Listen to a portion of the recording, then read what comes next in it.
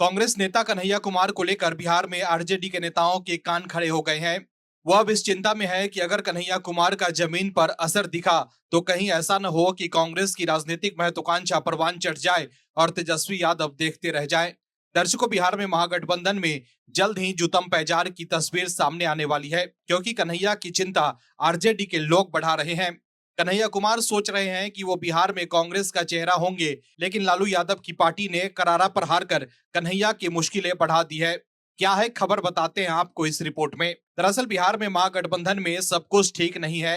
ऐसा लग रहा है जैसे कन्हैया कुमार के बिहार में एक्टिव होने से आरजेडी के लोग खुश नहीं हैं। आरजेडी के नेता कन्हैया की यात्रा को कांग्रेस की यात्रा बताने में लगे हैं, जिससे कन्हैया को बैक स्टेप किया जा सके। आरजेडी के लोग ये भी बताने में लगे हुए हैं कि तेजस्वी यादव भी इस तरह की यात्रा निकाल चुके हैं। यानी कुल मिलाकर आरजेडी के नेता ये समझाने की कोशिश कर रहे हैं कि तेजस्वी की यात्रा पलायन रोकने के लिए ज्यादा प्रभावशाली थी, ना कि कन्हैया की यात्रा। कांग्रेस की सक्रियता देख लालू यादव की पार्टी के अंदर कहीं न कहीं उधेड़-बुन की स्थिति जरूर है।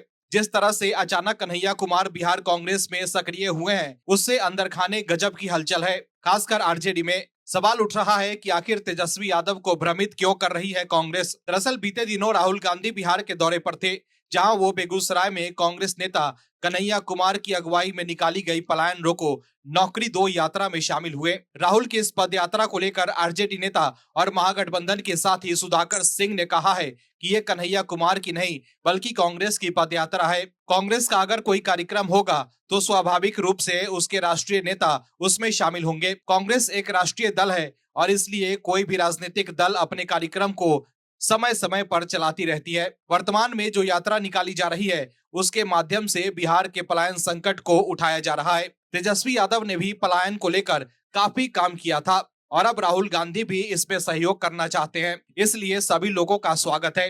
वहीं आरजेडी प्रवक्ता मृत्युंजय तिवारी ने कहा है कि बिहार की जनता की पसंद, जनता के दिलों पर राज तेजस्वी करते हैं। महागठबंधन का मुख्यमंत्री का चेहरा है, इसमें किसी को भी कंफ्यूज नहीं होना चाहिए।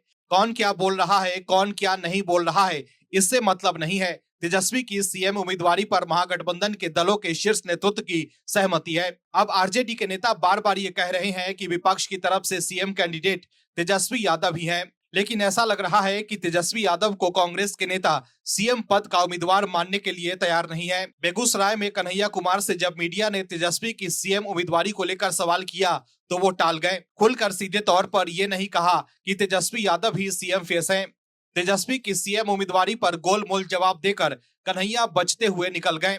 ऐसे में कन्हैया के जवाब से कई तरह के सवाल उठ रहे हैं। कन्हैया से पूछा गया था कि क्या तेजस्वी को महागठबंधन का सीएम कैंडिडेट मानते हैं या सामूहिक नेतृत्व में महागठबंधन बिहार विधानसभा चुनाव लड़ेगा। इस पर कन्हैया कुमार ने सीधा जवाब देने के बजाय ये कहा कि अभी चुनाव नहीं हो रहा है, अभी हम लोग पलायन की बात कर रहे हैं। वहीं दोबारा उनसे पूछा गया कि क्या तेजस्वी को महागठबंधन का सीएम कैंडिडेट मानते हैं या नहीं। इस सवाल को उन्होंने टाल दिया। ऐसे में आप समझ सकते हैं कि महागठबंधन में ऑल इज वेल नहीं है। जिस तरह से कन्हैया तेजस्वी की सीएम उम्मीदवारी पर चुप्पी साधे हुए हैं, उससे साफ है कि कन्हैया के मन में लड्डू फूट रहे हैं कि वो कांग्रेस की तरफ से बिहार में पार्टी का चेहरा बनेंगे। लेकिन जिस तरह से कन्हैया को लेकर आरजेडी के नेता बयान दे रहे हैं, उससे लग रहा है कि कहीं न कहीं चुनाव नजदीक आते ही लालू यादव के कहने पर एक बार फिर कांग्रेस कन्हैया को बिहार से बाहर न भेज दे, क्योंकि लोकसभा चुनाव के दौरान भी कांग्रेस ने कन्हैया को बिहार के बजाय दिल्ली से चुनावी मैदान में उतारा था। Bureau report, OMH news. आप दर्शकों से विनम्र निवेदन है कि चैनल को सब्सक्राइब जरूर करें।